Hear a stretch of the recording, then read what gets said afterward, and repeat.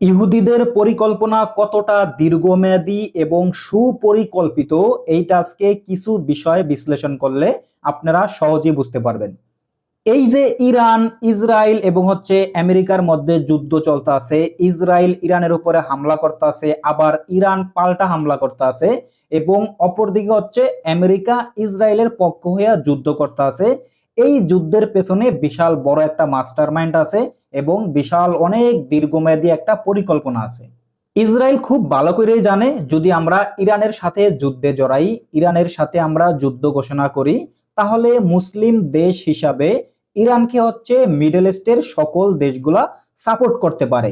যেমন আছে মিডল ইস্টের সৌদি আরব, ওমান, কাতার, বাহরাইন, লেবানন, তুরস্ক, আরো যে দেশ আছে, এই দেশগুলা ইসলামের জন্য বা মুসলিমদের জন্য সাহায্য করার সম্ভাবনা আছে।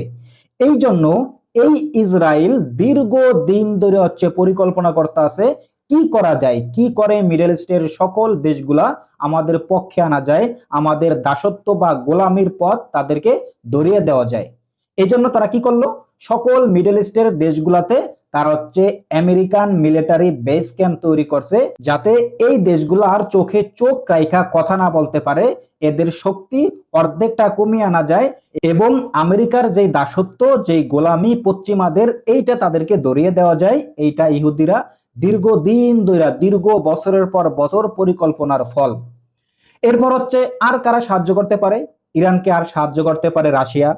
এই জন্য ইহুদিরা কি করলো, এই ইসরায়েল কি করলো, আমেরিকার সাথে মিলেমিশে রাশিয়ার সাথে ইউক্রেনের যুদ্ধ লাগিয়ে দিছে, যাতে ইসরায়েল ইরানের সাথে যুদ্ধ করলে রাশিয়া এর মধ্যে নাক গলাইতে না পারে, কারণ তারা তো তাদের নিজস্ব যুদ্ধ নিয়ে ব্যস্ত থাকবো, তারা তাহলে আর এই জায়গায় আসতে পারবো না। আর মিডল ইস্টের কান্ট্রি গুলো তো অলরেডি তাদের বশে নিয়ে নিছে। এরপরে আর কোন দেশ আসতে পারে ইরানের পক্ষে, এটা তো আপনারা সকলে জানেন। আফগানিস্তানের তালেবান সরকার সরাসরি ঘোষণা দিছে যে তারা ইরানিদের পক্ষ হয়ে যুদ্ধ করব ইসরায়েলদের বিপক্ষে। এই জন্য এই ইসরায়েল আবার কি করলো, এই তালেবান বা আফগানিস্তানের বিপক্ষে পাকিস্তানের যুদ্ধ লাগিয়ে দিছে, এবং যাতে তালেবান সরকার পাকিস্তানের সাথে যুদ্ধে ব্যস্ত থাকে এবং ওই জায়গা দিয়া ইরান, ইসরায়েল, আমেরিকা যুদ্ধ, যাতে এই যুদ্ধের মধ্যে তারা তাদের শক্তিমত্তা বা তাদের নাক গলাইতে না পারে।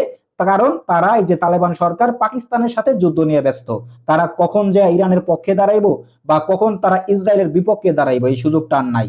সো এই যে একটা পরিকল্পনা, এই যে একটা চতুর্ভুজী একটা প্ল্যান, ইহুদিরা এটা দীর্ঘদিন ধরে করতে আছে এবং সর্বশেষ এরা এখন একেবারে বাস্তবায়নের একেবারে শেষ চূড়ান্ত ধাপে আছে। মিডল ইস্টের সকল কান্ট্রি এখন পশ্চিমাদের দাসত্ব মেনে নিয়েছে, পশ্চিমাদের গোলামি করতে আছে, পশ্চিমাদের পা চাটতে আছে। আর ধরেন রাশিয়া ইউক্রেনের সাথে যুদ্ধে ব্যস্ত, আবার আফগানিস্তান পাকিস্তানের সাথে যুদ্ধে ব্যস্ত।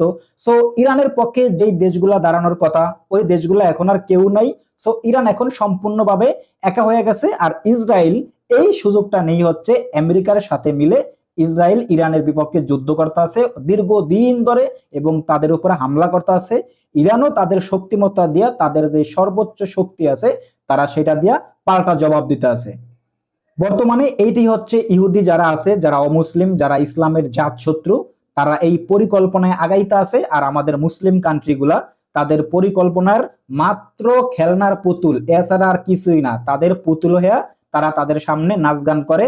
আর দিন শেষে এই ইহুদিদের বিপক্ষে যেই মুসলিম কান্ট্রিগুলা মাথা উঁচু করে দাঁড়াইতে চায়, তাদের বিপক্ষে তারা যুদ্ধ করে এবং বাকি ইসলামের বা মুসলিম কান্ট্রিগুলা এই যুদ্ধ হাততালি দিয়ে দেখে এবং তারা ইরানকে তো সাহায্য করেই না, উল্টো তারা আমেরিকা বা ইসরায়েলদের সরাসরি সাপোর্ট করে। তাদেরকে তারা তাদের আকাশ সীমা, তাদের ভূখণ্ড, সকল কিছু যুদ্ধ করার জন্য তারা সাহায্য করতে আছে। যেমন সৌদি আরব, ওমান, কাতার, যে কান্ট্রিগুলো আছে, ইসলামের সর্বোচ্চ আসনে যারা বৈশা এই বন্ডামিগুলা করতে আছে এবং পশ্চিমাদের দাসত্ব গোলামি করতে আছে, তারা এখন সম্পূর্ণভাবে ইসরায়েল আমেরিকাকে সাপোর্ট করে।